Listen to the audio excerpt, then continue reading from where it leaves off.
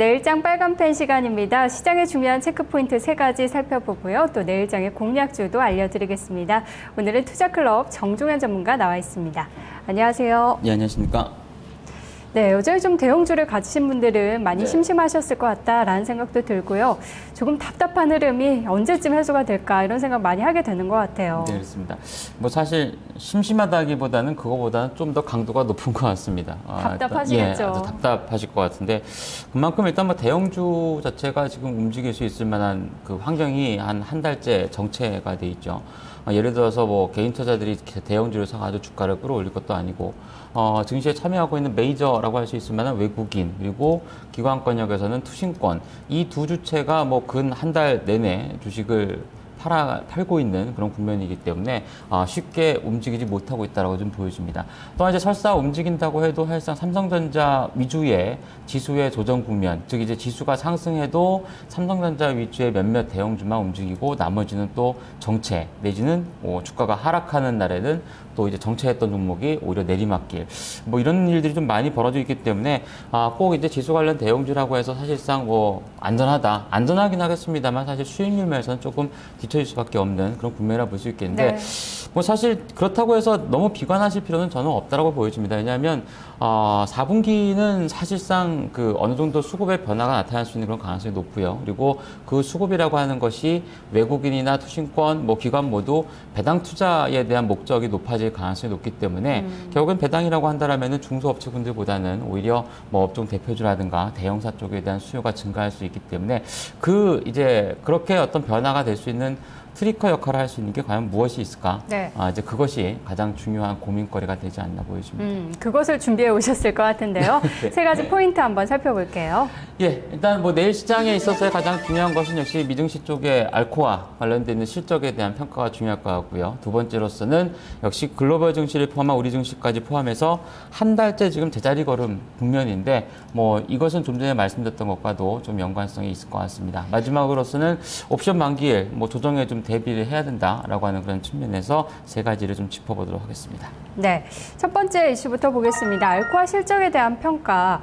아무래도 이 알루미늄의 수요가 세계 경기를 좀 대변해주기 때문에 실적이 어떻게 나올지 관심이 모아지고 있는데 기대치는 높지 않죠? 예, 기대치도 엄청 낮고요. 일단 뭐 2분기는 또 그나마 예상치보다 나쁘지 않았기 때문에 사실 주가에 어떤 충격은 없었습니다. 말씀하신 것처럼 알코아 실적이 항상 그 분기의 실적 발표 시즌에 있어서 가늠자 역할을 했던 경우가 좀 많죠. 즉 이제 알코아 실적이 괜찮고 뭐 예상치보다 높게 나오면은 그 해당 분기 실적 발표 시즌에 있어서는 뭐 큰 문제 없이 뭐 주가가 좀 강세를 기록했던 적이 많고 반대의 경우에는 또 내리막을 걸었던 적이 많이 있습니다. 자, 그림에서 보시다시피 알코아는 근데 이미 주가가 최근 한 달여 동안은 거의 내리막길을 많이 걸었습니다. 9월 중순 이후에 위치를 보면 거의 10달러대 근접했다가 지금 이제 전일 종가상으로 약간 9달러대 정도의 초반으로서 한 10% 정도의 주가 하락을 맞이하고 있는데 말씀하신 바와 같이 3분기 예상치는 그렇게 좋지가 않습니다.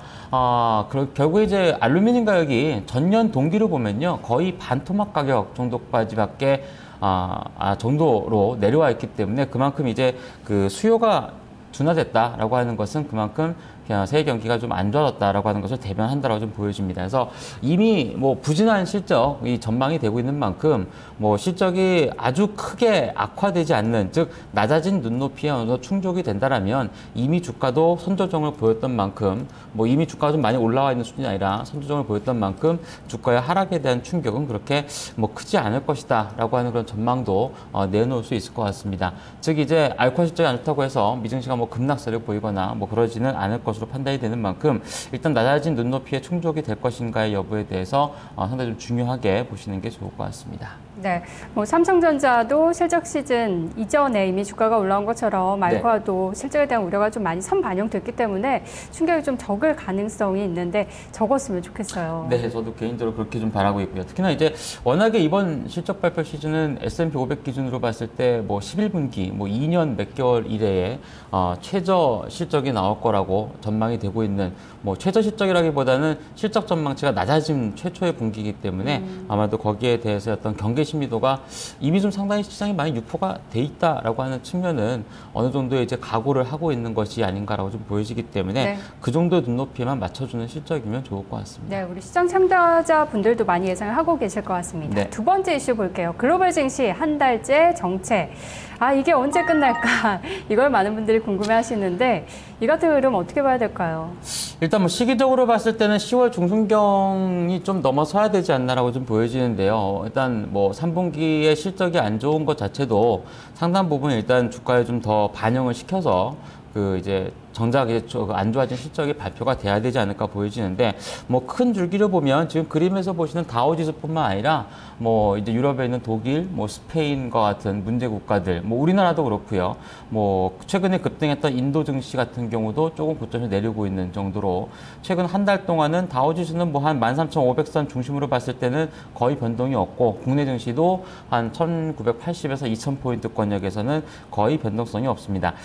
결국에는 국내 증시에서는 뭐 어떤 수급적인 면이다라고 하는 부분에 있어서 뭐 기관이나 외국인들이 미리 선제적인 매도를 보여주고 있는데 뭐 이런 것들은 결국에는 3분기의 실적이 부진하다라고 하는 것을 증시 결도로 반영해서 선제적인 어떤 매도를 대응하고 있는 것이 아닌가. 또한 이제 중요 변수로 본다라면은 결국엔 유로존과 관련되어 있는 변수가 될 수 있을 것인데 뭐 일단 현재로서는 스페인의 지방 선거 이전에 구제금융할 가능성이 굉장히 낮아진 거로 좀 많이 평가를 받고 있죠. 오늘 내일 상간에 유로존 재무장관 회담이 있긴 하지만 사실 너무 큰 기대를 하는 것 자체가 오류가 될 수 있는 아무것도 손해지는 게 없을 경우에는 오히려 더 실망을 할 수 있기 때문에 뭐 그러한 어떤 요인에 대해서 갑작스럽게 이러한 어떤 변수들이 확 풀려나갈 것이다라고 보기는 좀 힘들 것 같습니다. 그래서 조금 이제 여유 있게 본다라면은 결국에는 3분기 실적에 대한 부진 자체가 뭐 4분기의 점진적인 회복 가능성을 노출시키고 또한 이제 유로존의 어떤 불확실성이 제거가 된다라고 본다라면 뭐 시기적으로 봤을 땐 10월 중순 이후가 돼야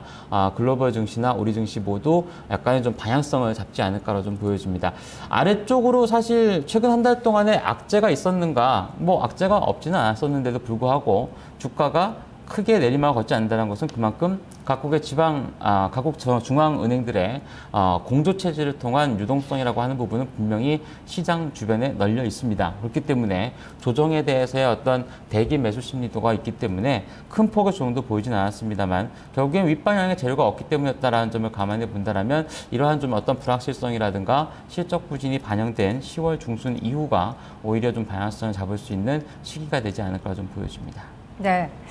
그러면은 10월 중순 이후에 많은 분들이 또 스페인의 구제금융 신청이 나오면 오히려 이제 불확실성 해소로 다시 한번 힘을 낼 수 있다라는 긍정적인 전망도 하시는데 과연 그럴까라는 생각도 또 해보게 돼요. 예, 제가 어제 다른 코너를 통해서도 그런 말씀 잠깐 드렸는데요. 그러면 스페인에 관련되어 있는 구제금융에 대한 부분을 사실 저도 알고 시청자 여러분들 다 알고 모든 사람들이 다 알고 있는 양상이기 때문에 이전처럼 어떤 뭐 구제금융이 딱 확정된다고 해서 추세적인 움직임으로서의 시장이 빵빵 위로 뛰어오르거나 뭐 그러지는 않을 것 같습니다. 대신 이제 단시간 내에 있어서의 어떤 불확실성이 해소가 되었다라고 하는 측면은 약간 좀 심리도를 좀 올려줄 수 있을 만한 중요 변수라고 좀 보여지고요. 문제는 일단 뭐 전 세계 경기와 경제 성장률이 이미 하향 조정되고 있는 그런 국면이기 때문에 하향 조정된 국면이기 때문에 이런 것들을 반영했다라고 본다라면은 결국엔 올해 4분기는 내년도장을 준비하는 그런 과정이 될 가능성이 높습니다. 저도 일부 강세장을 좀 예측하고 있습니다만 아마 그 변동의 폭 자체는 굉장히 좁거나 아니면 더딜 가능성이 높기 때문에 이전에 이전 한 9월달 초순 증시라든가 8월 증시처럼 윗방향 쪽으로 한 수주간 동안의 상승세를 그려나가는 그런 장세는 너무 크게 기대하지 않는 것이 더 좋지 않나 보여집니다. 그렇기 때문에 모멘텀, 주도주가 없는 장세를 많이 이야기하시는 것 같습니다. 네. 마지막 세 번째 이슈 볼게요. 옵션 만기일 조정에 대비 이제 이틀 남았는데 이제 다가올수록 좀 변동성이 커질 수 있다라는 이야기가 나오는 것 같아요. 사실 이제 뭐 만기의 불확실성이라고 하는 부분을 꼭 정확히 맞춰가지고 대응하는 건 사실 불가능하죠. 네. 근데 뭐 지난주 후반부터 이미 이번 만기에 대해서 뭐 약간의 매도 우위 그리고 워낙에 최근에 수급이 안 좋기 때문에 조정에 대한 어떤 가능성을 이미 좀 시장에서 많이 전망을 했고 거기에 따라서 오늘도 뭐 고가 대비 밀린 부분, 어제의 조정 국면, 지난주 금요일장에서의 고가 대비 밀린 그 부분까지 포함하면 지금 연속적으로 음봉이 6번이 나왔기 때문에 사실 기술적 분석 조금만 공부하신 분들이라고 해도 이게 조정이 나오겠구나 라고 하는 부분은 아마 잘 알고 있을 것 같습니다. 근데 문제는 이렇게 시장에 널리 어느 정도 그 만기에 대한 어떤 불확실성으로 인해서 주가 조정이 많이 나타나게 되면 사실 만기 당일날은 큰 조정을 보인 경우가 거의 없습니다. 제가 항상 말씀드리지만 열의 9의 증권사가 어떤 만기일에 불확실하다. 매도에 대비해야 된다라고 하는 평가를 내놓기 시작하면 오히려 9보다는 하나가 더 많습니다. 그래서 만기일에 있어서의 어떤 증시가 크게 내려가거나 할 가능성은 그렇게 제가 볼 땐 크진 않아 보이고요. 다만 일단 뭐 불확실성의 어떤 변수 자체가 지금 안 좋은 외국인과 투신권의 수급과 결합을 하고 있다라고 하는 측면이 있기 때문에 일단 뭐 의외의 어떤 주가 급등이라든가 이런 부분이 나타날 가능성은 그다지 커 보이지는 않습니다. 오늘 정도까지의 외국인들의 포지션을 보니까 코스피 200 지수 기준으로 약간 260선 이하 쪽에 조금 수익 구간이 형성이 되고 있는 그런 모습인데요.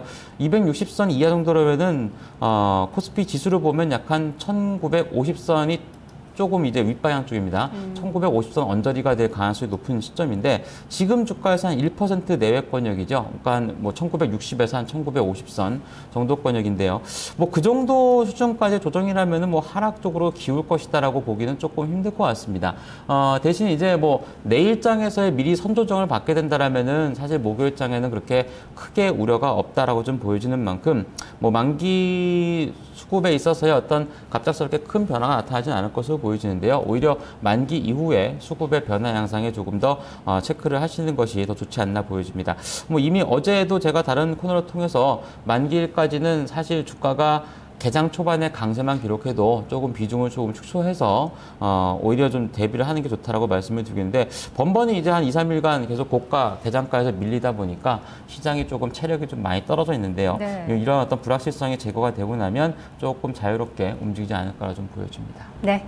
그렇다면 내일의 유망 업종은 어느 쪽으로 뽑으셨나요? 예, 사실상 뭐 오늘 그 떨어진 대형사들 중에 몇몇 눈에 띄는 종목이 좀 있는데 실적이 좋을 거라고 전망이 됐던 LG화학 같은 경우도 다분히 수급적인 요인으로 주가가 좀 하락세를 많이 보여줬고요. 그리고 고려아연을 비롯한 원자재 관련주 알코아에 대한 부담 심리겠죠. 그래서 실적이 좋을 거다라고 해서 주가가 올랐던 종목이나 업종군들은 지금은 가급적이면 좀 피하시는 게 좋습니다. 뭐 유가증권 시장 기준으로 본다라면 뭐 코스닥이야 아직 엔터를 비롯한 뭐 몇몇 이제 공략을 해볼 수 있을 만한 개별주들은 충분히 있다라고 좀 보여지는데 유가증권 시장은 특히나 실적이 좋을 거다라고 해서 올라갔던 업종군들은 사실 좀 피하시는 게 좋을 것 같고 뭐 그래도 일부 IT 대형주 쪽에서는 역시 삼성전자와 삼성 SDI 쪽에 대한 관심도를 여전히 보시는 게 좋을 것으로 판단이 되고 업종보다는 일단 실적 부진에 대한 주가의 어떤 하락이라고 하는 부분이 미리미리 좀 진행이 돼서 아예 그냥 바닥을 다지고 있는 종목을 고르시는 것이 조금 더 안전한 공략법이 되지 않을까 좀 보여집니다.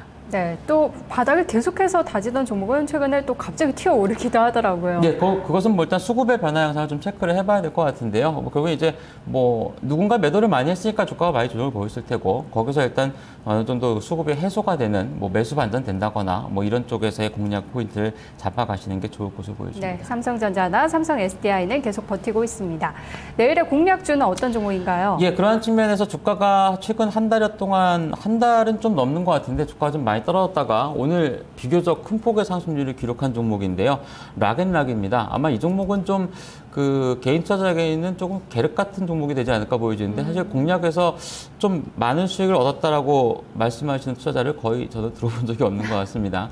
물론 이제 이 종목이 몇몇 뭐 약간 기관 투자자들의 어떤 선호 종목으로서 주가가 예전에 좀 많이 좋았다가 올해 이제 2분기부터 좀 안 좋았는데요.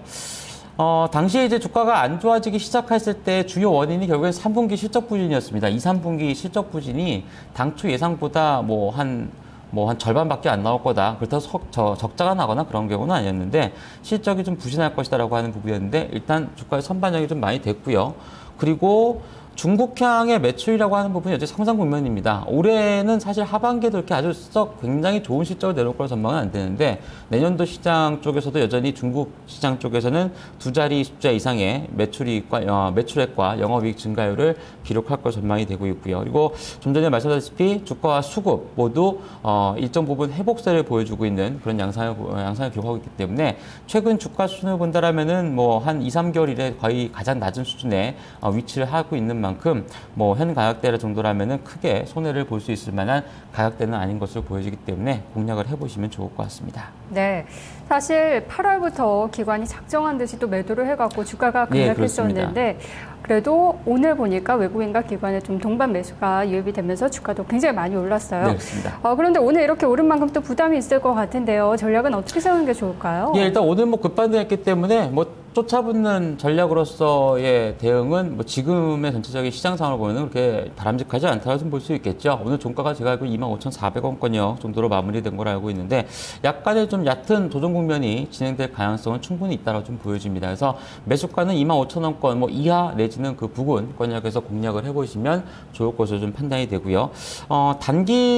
단기적으로도 뭐 이 가격대까지 오르지 못할 법은 없겠습니다만 뭐 그렇게 오를 거라 보여지는 않고 약간 중기적인 관점에서 보시는 게 좋을 것 같아요. 목표 저가는 약간 29,000원권역을 제시해드리겠고 아래쪽 방향의 손절매는 그렇게 크게 신경 쓸 필요는 없다고 좀 보여지는데 수급이 일단 변했다라고 하는 것은 그만큼 아래쪽에 탄탄함이 좀 유지가 될 가능성이 높습니다. 그래서 손절매 가격은 23,500원권을 드리긴 하겠습니다만 조정 시에 오히려 비중을 늘려나가시는 전략으로 대응해 보시면 더 좋을 것 같습니다. 네, 오늘 제시해 주신 거 보니까요. 관심 업종의 IT도 그렇고 네. 락앤락도 그렇고 최근 시장의 트렌드가 좀 아이러니할 수도 있는데 경기 부진이지만 소비 관련주들이 좀 양호한 편이에요. 뭐 내수주로도 볼 수도 있겠지만 네, 중국의 국경절이어서 이제 미국의 홀리데이 시즌이 시작이 되잖아요. 그렇기 때문에 소비 관련주 계속해서 좀 보자는 이야기가 나오던데 전문가님도 좀 비슷한 생각이세요? 뭐 그런 것도 충분히 가능하다라고 좀 보여집니다. 워낙에 이제 뭐 오늘 중국 증시가 또 상당히 좀 많이 오르지 네. 않았습니까? 근데 뭐 중국의 증시가 많이 올랐다고 해서 중국향의 업종이나 종목군들이 모두 다 움직이는 것은 아니고요. 뭐 그러한 측면에서 보면은 말씀하셨다시피 뭐 중국의 어떤 내수 소비 진작 체계 관련돼 있는 뭐 조만간 또 직업진 비율 인하 가능성이라든가 이런 부분도 중국 내부적으로 또 유출이 좀 된 것 같은데 뭐 그렇게 된다라면은 당연히 해당 업종이나 관련된 소비 관련 업종이라든가 종목군들은 상당 부분 좀 수혜를 얻지 않을까 보여지니까 관심 갖고 보시면 좋을 것 같습니다. 네, 알겠습니다. 전문가님 오늘 말씀 고맙습니다. 감사합니다. 네, 오늘은 정중환 전문가와 내일장 공략주를 찾아봤습니다. 이 답답한 시장 흐름 속에서 중소형주 안에서의 종목 찾기 그리고 많이 빠진 대형주들은 또 어떤 게 있을까 찾아보게 되는 시간이 좀 진행이 될 것 같은데요. 내일장 준비 잘 하시고요. 저는 내일 다시 돌아오겠습니다. 고맙습니다.